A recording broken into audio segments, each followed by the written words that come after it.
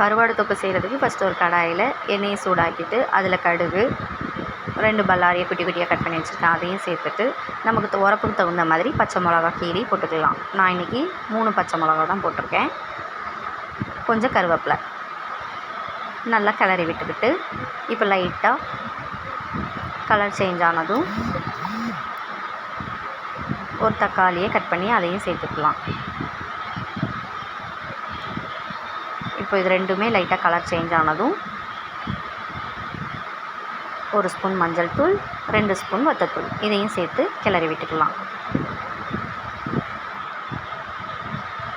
இப்போ நம்ம நல்லா கழுவி வச்சுருக்கிற நெத்திலி கருவாடு இதையும் சேர்த்துக்கலாம். இப்போ இது ரெண்டும் நல்லா மிக்ஸ் ஆகி எண்ணெய் பிரிஞ்சு வர மோச்சில் நம்ம ஸ்டவ் ஆஃப் பண்ணிடலாம். இந்த மாதிரி நிறையா வீடியோஸ் பார்க்குறதுக்கு நம்மளோட சேனலை சப்ஸ்கிரைப் பண்ணுங்கள், லைக் பண்ணுங்கள், ஷேர் பண்ணுங்கள்.